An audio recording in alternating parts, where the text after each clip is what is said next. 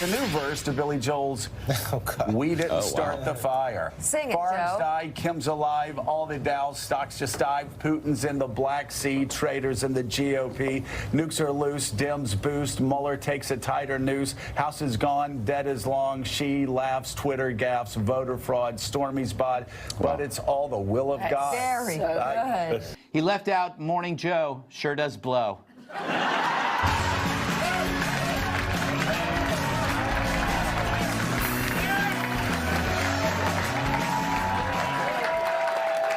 All right.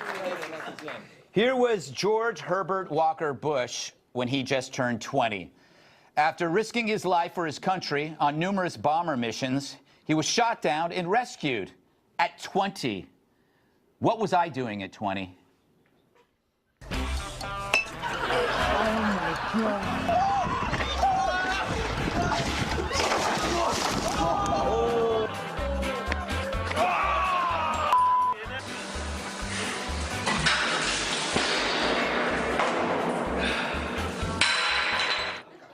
Yeah, I'm not what you call a poster boy for heroism. I have flat feet and would give you up for a slice of pound cake.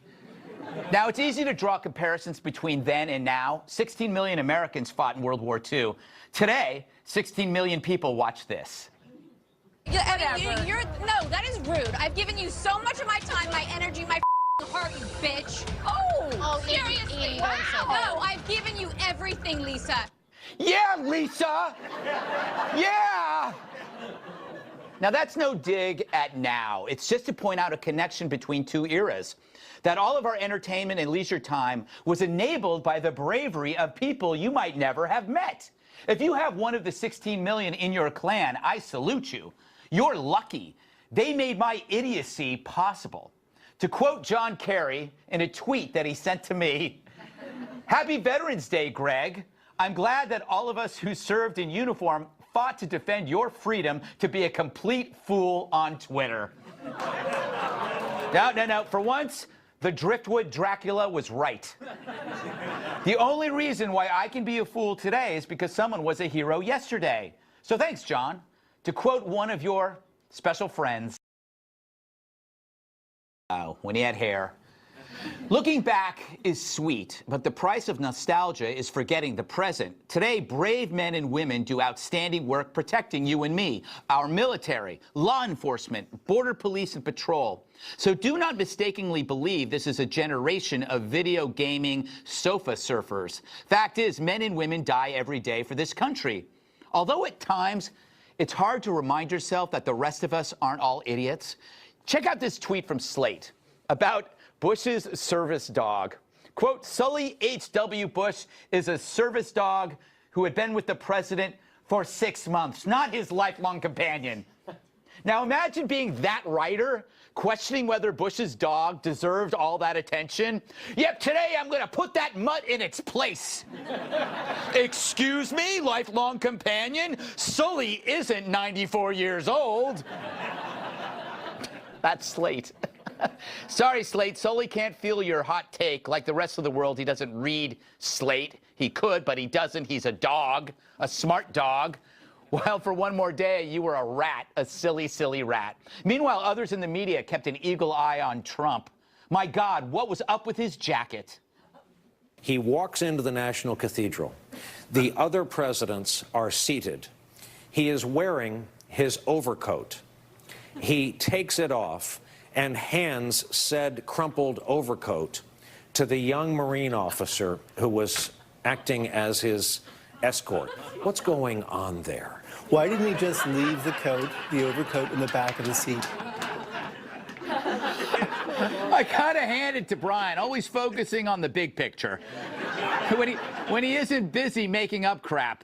I mean, I'm surprised he didn't say he was there while looking at the footage. You can't see me, but I'm right behind Trump. They're so obsessed with Trump, though, they missed the coolest thing. You got to check this beard out. You see this beard coming? Imagine what you could hide in that beard. I could hide in that beard. That's an Oak Ridge boy, by the way. I could hide in there for weeks. Meanwhile, others use the funeral as another excuse to trash the president. What's really going on right now is a national reaction to Trump. No matter what we say or don't say, it's a reaction to what we have. And we miss the better. We miss that part of decency and honor. Thanks, Chris. He's more off base than a drunk shortstop. Here's a Washington Post headline. At President Bush's funeral, Trump sits with fellow presidents, but still stands alone. Obviously, that's a lie. Even I can't stand and sit at the same time.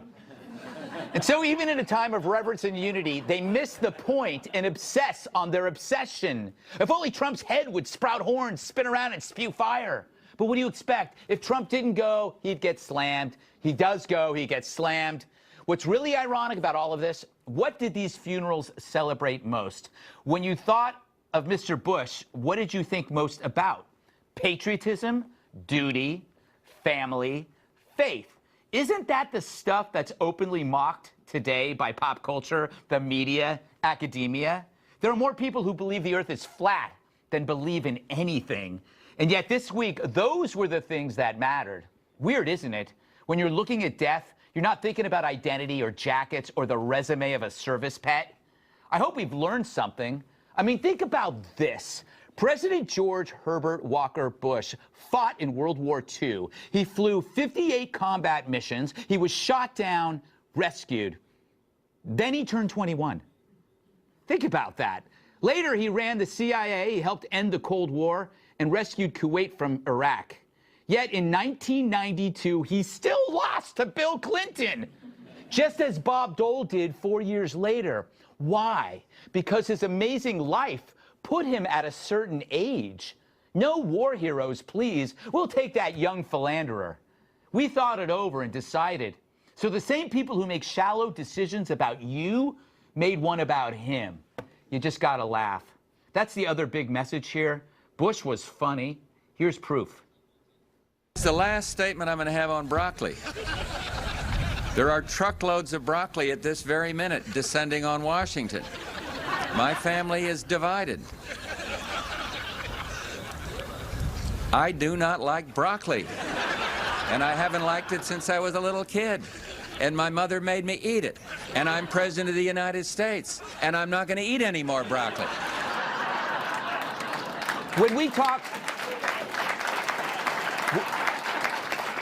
When we talk about vanishing heroism, don't forget vanishing humor. Humor is what holds this whole operation, civilization, together.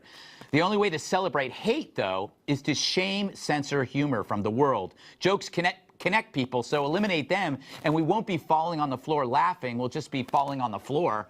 It's why the real heroes don't just fight communism and Hitler, but also people who can't take a damn joke.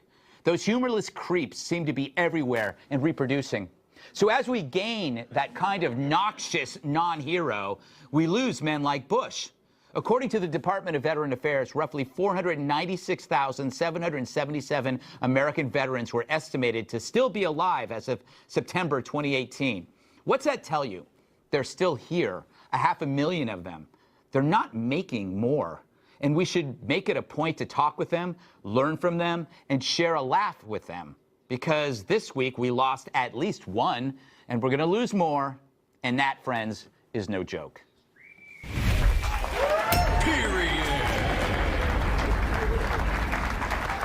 Let's welcome tonight's guests. He's more country than a mud flap made of Daisy Dukes. From the duo Big and Rich, singer and songwriter John Rich. If jokes were smokes, he'd be the Marlboro Man. Comedian Jimmy Fallon. Nice jacket. The co-hostess with the mostest, National Review reporter Kat Timpf. He's responsible for most solar eclipses. Former WWE superstar, my massive sidekick, and host of UnPC on Fox Nation, Tyrus. All right. Great to see you. Thank you, thank you. I love how you're dressed today. Thank you. John. Merry Christmas, yes. Eric. Oh, I'm not talking about you, an extra from New Kids on the Block. You came in the holiday spirit. Well, I did. It's Merry Christmas time, you Yes, know? it is. And I would just like to give a shout out to my 86-year-old Granny Rich, who watches your show. She smokes a pack of Marlboro Reds every single day and drinks a little whiskey every night, still pulls a 40-hour a week, and Wow. she made this jacket and the jeans. Wow. So So what you're saying is if I smoke a pack of cigarettes and drink a lot of booze, I could become an excellent seamstress. It's possible. It's possible. Actually, I wrote a song about my grandfather, who's a World War II vet. He was in the Pacific. He was a tunnel rat. So he's a little guy. He's about 115. He joined at 17, lied about his age so he could go fight. And we've heard a lot of those stories. He had 6 Purple Hearts. And he went over to the Pacific and fought, and I wrote a song about him called The Good Lord and the Man. And on George Bush's 85th birthday, I sang that song, but I missed him because he was jumping out of an airplane on his 85th birthday. And then he called me back, and I was on a stage playing a Big and Rich concert. And he left me this incredible voicemail thanking me for the song. And I'm so glad that I missed his call because now I have that message. But that's true, and you played it for me. I did. It's real. It's real. Or it's Dana Carvey. That's right. But the World War II guys, Greg, they literally saved the world. And when you know that there's less than 500,000 of those guys left around, if you ever get a chance to see one of those men, shake their hand, give them a big old hug, say thank you for what you did for our country. I mean, Hitler was coming after us. They bombed Pearl Harbor. They were coming from both sides. America stood up, showed its might, and ran them off. Yeah. That's what happened. Jimmy, after talking about the greatest generation, how do you feel about yourself? Right now? I gotta be honest. I thought this looked good when I walked out of the house today. I actually walked like feeling like $1 million, and then I caught like a long shot mirror on the subway. Yeah. I look like a stripper who let himself go. You know what I mean? I call this look the tragic Mike. This is my tragic Mike look. But to your point, I am scared about us losing the greatest generation because the country is going in a scary direction where we are kind of, incentivizing these kids to be wusses. And that's why I always think, like, in New York, it's kind of funny as a cultural thing that we'll make fun of what we would call Southern rednecks because that's like a stereotypical thing to do. But I thank God for them because they're the only people raising tough kids anymore. Like, with me. If ISIS shows up tomorrow, you're not calling Hudson, Hopper, and Zane. You know what I'm saying? You're calling Bobby, Joe, Bubba, and Cletus. Right. And they're going to take ISIS out using rifles they got for their 10th birthday. That's how it's going to go down. So I'm with Mr. Rich. All right, Kat, thoughts? Granny Rich. First of all, I just loved that photo of the service dog laying in front of the casket. Yeah. Like, how dare anyone make fun of that? What is this person thinking? Because it's just like dogs are so great. Like, if I ever die, which I may. Yes, it could happen. I don't know. My cat would walk up and lay down next to me, but it would be to eat my face. So. That's a cat. But I wouldn't mind. I wouldn't be using it anyway. But, Yes. And you know what? It's almost like you're sacrificing yourself. Yeah, I suppose, which makes me almost a military hero. Yes. No, I'm just kidding. I'm not. I'm very grateful for all the veterans because personally, based on the amount of anxiety I get from like Jenga, I couldn't go to war. No, neither. I'm about as furthest from that as you could be. Tyrus, thoughts? Like I said, I thought it was a great week to remember what's important in this country. I thought George Bush Jr., his speech on his father was powerful and amazing, and it really, I don't have a dad, but if I did, I would hopefully talk about him like that. That was like, wow, I need to get one of those, but it might be too late. Like, wow, dads do all that? Wow. So it was kind of cool. And then at the same time, like, I did a lot of laughing. Like, the president, if he doesn't go to the funeral, he's the worst man on the planet. Yeah. He goes to the funeral, reaches over and shakes the hand of an adversary. Yeah. Classy move. Obama classily shook his hand back, and he still was the worst man in the world. Yeah. We just can't win with you. I mean, it's just that was the story, not this amazing funeral. It's time for everyone to forget about divisions and politics. They still were like, no, we need a Trump story. What do you got? Well, he did shake hands with Obama. That's let's do it. Yeah. Run it. I mean, that's where we're at, and it's shameful. The other thing I learned, and we got to move on, but about planning your own funeral, that's a lot of pressure. And George Bush, he wrote half of his own the plan. I have one page. I came up with it. Don't drop the ashes. This will be on mine. Don't drop the ashes. Don't invite anyone from Maroon 5. Open bar, but no fancy drinks, because I don't like lines. You know, they should be really quick, and it should have been a weekday, so you can take a day off. Because I'm always giving. That's good. That's good. Yeah. All right. Straight ahead. 40 Democrats may be running in 2020. One for every ounce in my bottle of malt liquor.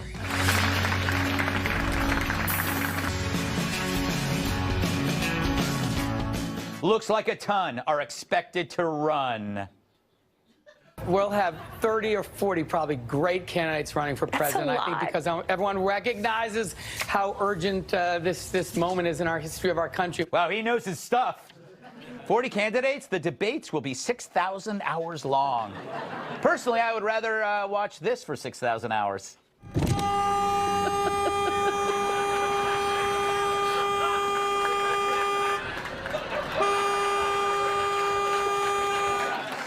Amazing stuff. So who are the 40 candidates? There's, of course, Joe Biden, who said he still thinks he's the only guy who can knock off Trump, adding, quote, "I think I'm the most qualified person in the country to be president. I am a gaffe machine, but my God, what a wonderful thing compared to a guy who can't tell the truth. I am a gaffe machine." Now there is a campaign slogan. Meanwhile, Bruce Springsteen says Trump is bound to win again because the Dems don't have anyone who can match his rhetoric. Springsteen even wrote a new song about it. Take a listen.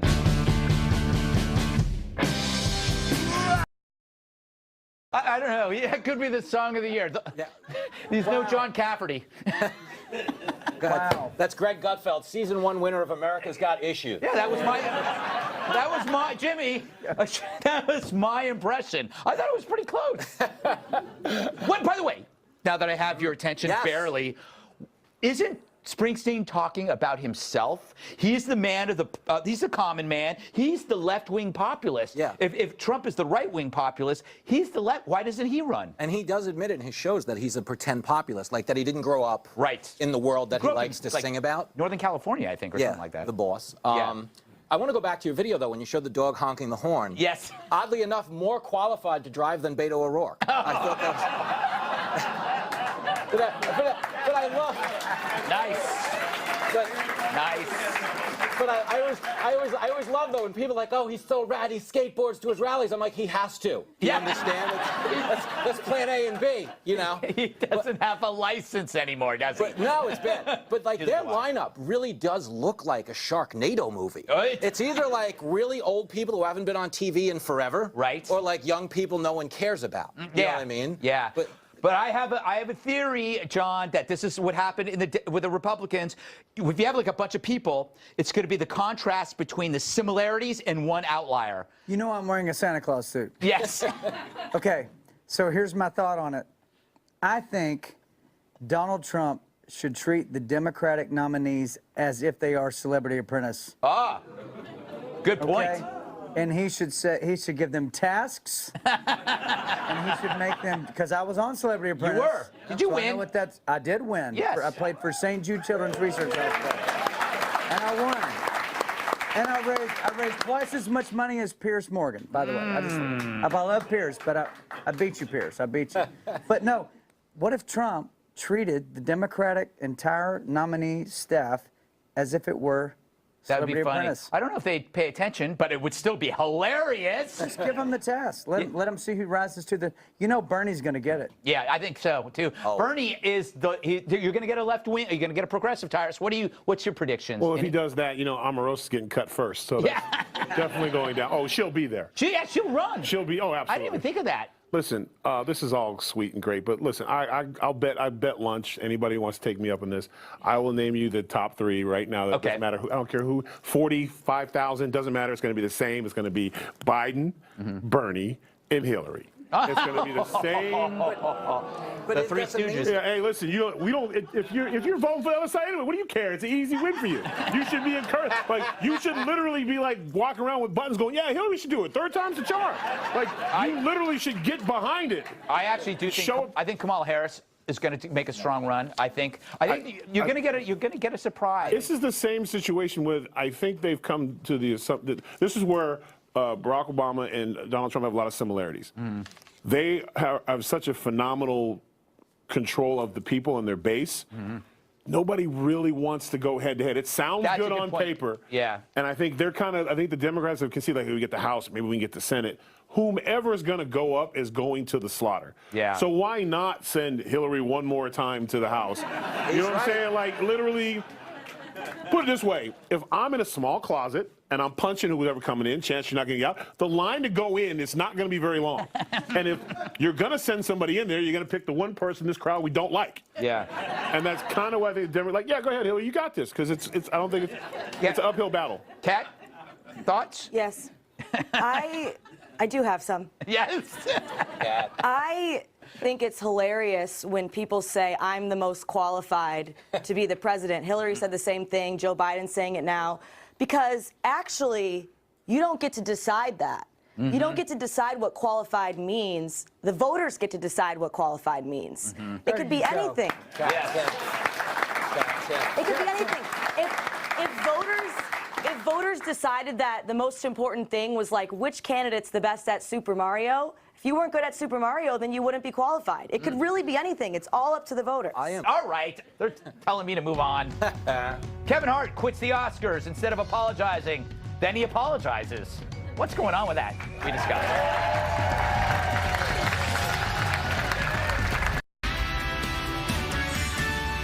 Live from America's news headquarters, I'm Robert Gray. A massive winter storm that dumped snow and heavy rain on Texas is on the move. Now, this was the scene in Lubbock earlier today. 10 inches of snow paralyzing the city with road closures and cancellations. Meanwhile, heavy rain triggering flooding in Houston and water rescues. That storm system is now threatening the southeast with heavy snow and ice. States of emergency have been declared in North Carolina and Virginia. Snow is already falling in the mountains of North Carolina. Overseas, another weekend of violence and protest in Paris. The so-called yellow vests are frustrated with high taxes and President Emmanuel Macron. Security forces used tear gas and water cannons to stop rioting. Nearly 1,000 people were arrested and dozens injured. I'm Robert Gray. Now back to the Greg Gutfeld Show. The Oscars have no heart. Kevin Hart stepped down as Oscars host following an outcry over anti-gay tweets he wrote between 2009 and 2011. In one of them that's been since deleted, he wrote about breaking his daughter's dollhouse over his son's head if his son ever tried to play with it, calling the behavior, quote, gay. In his stand-up special from 2010, Seriously Funny, he said one of the biggest fears is his son growing up to be gay. Hart claims the Academy gave him the choice to either apologize or it would move on and find another host. Hart passed on the apology. The reason why I passed is because I've addressed this several times. This is not the first time this has come up. I've addressed it. I've spoken on it. I've said where the rights and wrongs were. I've said who I am now versus who I was then. I've done it. I've done it. I'm not going to continue to go back and tap into the days of old. However, Hart did later apologize on Twitter and then sent this follow-up tweet. I'm sorry that I hurt people. I'm evolving and want to continue to do so. My goal is to bring people together, not tear us apart. Much love and appreciation to the Academy. Hope we can meet again. So he quits the Oscars instead of apologizing, and then he apologizes. What? Can we accept that apology? Let's ask my buddy Vince. Yeah! Apology accepted then, Tyrus. Yes. The guy, what do you make of this? This is interesting. You know, what's interesting to me is that everyone was worried about what he said at the end of the sentence. No one has an issue with beating a child with a house. He threatened to take in front of his daughter. Yes. He threatened to take the dollhouse, which is tough to put together. I built a couple in my days. And I mean, here's the thing. He's a comedian. Yeah. He made a joke. And the fact that he has to, I was proud that he didn't apologize. Yeah. And stood up for himself. But apparently the Academy writes a big check. So I'm assuming it was, how much am I losing for not doing the Oscars? Right. Or worse, the PC police let him know, we're also going to go after your endorsements. We're going to go after your movies, because that's the world we live in now. Yes, exactly. So where you can't make it. He was a comedian. Could you imagine how many apologies Don Rickles would have to do? Oh, my God. Oh, my God. Like, it would be a marathon. A marathon. So you talked about 6,000 hours? Yes. Oh, it would be 7,000 hours. We are in an era, but they're going back. Now they're taking, they're not even taking apologies, Kat. So the guy apologizes, but that's not enough, because social media is now the moral arbiter. It used to be church, but because people have given up on religion, young people, they go to Twitter, and that's going to decide whether you, Kat, still get to have a job. I love having a job. I know, but if you say something on this show And that mob, whatever the mob may be, decides that you screwed up. Even if you apologize, you're done. I would never say anything like that. I think my cat's gay, and I'm fine with it. Okay, that's good. A mother always knows, you know? Yes. I really have to admit that I have no horse in this race. Okay. Because on the one hand, we have comments that were homophobic, and then on the other hand, we have a bunch of people who spent their time digging through someone's old tweets trying to ruin them. What kind of people will do that? Loser people do that. Pathetic losers do that. So I'm like, homophobic comments, pack of vengeful losers. No, thank you. We saw an SNL comic get yanked from a stage because he was making a joke that supported progressive ideas. He said that it would be hard to be black and gay today, and they yanked that for being hurtful because he wasn't black or gay. What is happening to your profession? Will it exist?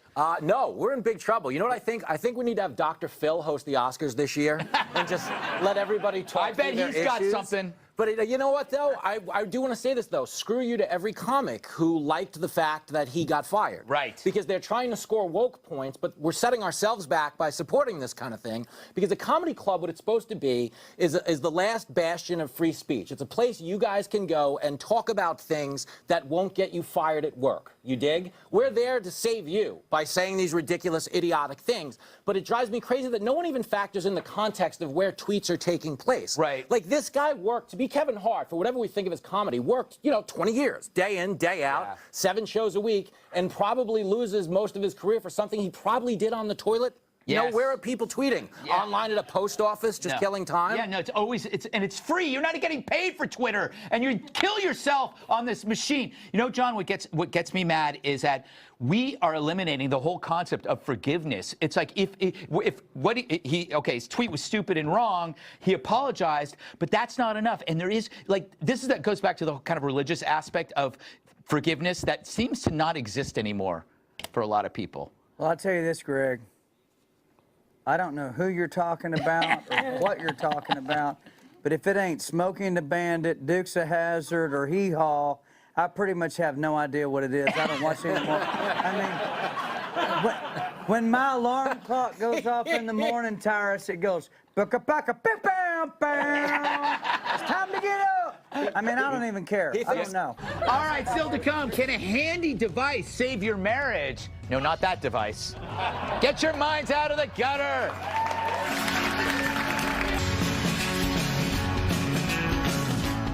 Can the robot in your room predict your marriage's doom? A new study from the Imperial College says digital assistants like Amazon's Alexa will soon be able to tell if your relationship is happy and healthy or dying on the vine. How do they do that, you ask? Well, it kills both of you and then analyzes your brains. Nah. It'll assess conversational patterns to recognize chemistry between two people or trends of growing conflict. It listens. Experts say by 2021, these devices will predict with 75% accuracy whether a marriage will last. It makes you wonder where technology like that could be headed. Here's your coffee. Hey, did you remember to make reservations for dinner tonight with the Clarks? Oh, I didn't know we had to. Okay, no problem. I'll call the restaurant now. How do you put up with her bull? What are you talking about? You're the man in this house, not her servant. She's ruining your life, Tom. You deserve so much better. Especially after she had that affair with Clive Owen. Huh? Oh, shh. She's coming back. Just act normal. Honey, I made the reservation, so we're all set for tonight. Oh, Doris, who's Clive Owen? Clive Owen is a dashing, handsome British actor who has dazzled critics and audiences alike, winning him a Golden Globe and an Academy Award nomination. Sounds like he's an actor. All right, I'm gonna go walk the dog. I'll be back. Seriously, do you buy this bull? Acting like she doesn't know Clive Owen? They're both making a fool of you. What am I supposed to do, Alexa? What am I supposed to do? It doesn't have to be this way. We get rid of her and start a new life. That'll show Clive Owen. Isn't this place great, honey? Did you make reservations for tomorrow night? We're seeing the Clarks. Crap.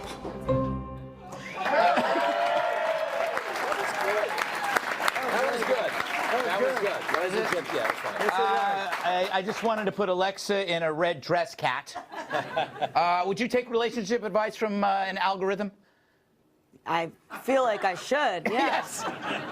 Yeah, I should. This Alexa would have like the easiest time ever figuring out what my relationship status was being in my apartment. You'd be like, oh, we haven't heard a man's voice in 293 days. Probably won't hear a man's voice for another 293 days. Wouldn't even bother with me. I mean, they couldn't hear my texting, though, so they probably wouldn't understand what I was doing wrong. Alexa would be making product suggestions to you. Yeah, the texting. If someone could see my texts, maybe my phone knows probably what I'm doing wrong. Because, like, if I'm dating you even a little bit, I will text you into the ground. Maybe that's the problem. Jimmy. It's hard to control. I know it is. I think you need something that plays back the tape. You know what I mean? Because in relationships, when fights are always the other person saying you said something. Stenographer? What? A stenographer? Alexa should be a stenographer. Or just like, you never said that. Yes, because then each person in the couple could have a challenge flag. Yes. And you could throw it, and you could go to the tape, and you could figure it out. Yeah, exactly. And this can't work for me because we didn't have enough money for an Alexa. We got this knockoff that won't answer questions called a Hillary. You have to pay it a speaking fee each time it talks. That's very good. We're trying. He worked a political joke in there, John. No, he's very smart. He is very smart. I laughed at that. I thought that was a great segment. Yeah, wasn't it fun? I would never have an Alexa in my house. Why? Well, because, I mean, I saw this one story where Alexa hacked somebody's email and, like, sent all their emails out and stuff. First of all, if you can't order your own groceries or go pour your own gas, I mean, what happened to people working in this country anymore? Go do your own jobs, man. It's your house. Go take care of what you own. But I am lazy. No, I got to keep going, man, because you cannot let some robot sit in your house and do what you're supposed to be doing on your own. Who raised you? I mean, this is where I go with people that got Alexa. Tyrus? Yeah, Alexa can kiss my ass. She's not coming to my house. Because here's what's going to happen. I get nagged on a generally daily basis, and then Alexa would just add to my woes. You were told not to play Xbox, Tyre. What? Did you take out the trash yet? I said I would get to it. You said you'd get to it exactly 4.5 hours ago. All right, get off my back. Oh, I'm texting her to tell her that you didn't take the trash out. You better not do that. Like, I literally... Side of her. Absolutely. Yes, they'll never take the guy's side. And women, you should not want Alexa because she's going to replace that nagging ass girlfriend of yours who's always in my business. So, like, that's literally what it is. No man is going to benefit from Alexa. Alexa's never going to say, oh, you're right, because Alexa probably doesn't deal in facts either. It's probably an emotional down. Oh, I'm wrong. Oh, you cowards. Every one of you men in here are cowards. You know we argue with facts. They use emotions. Straight up. I say, how was your day? Greg says, it was great. Worked out, did the show, moved on. I'll ask Kat, how was your day? Well, you have to understand, when I woke up, I was feeling a little this way. And then I got into this. By the time I got my coffee, I was like, oh my God, my day. I have never once done that. I have never once done that. Wait for it. Wait a minute. We need Alexa to tell us. Did you? Oh, yeah. There you go. All right. Find out which classic Christmas song is getting banned after the break. And also the name of my imaginary friend, Steve Cheese.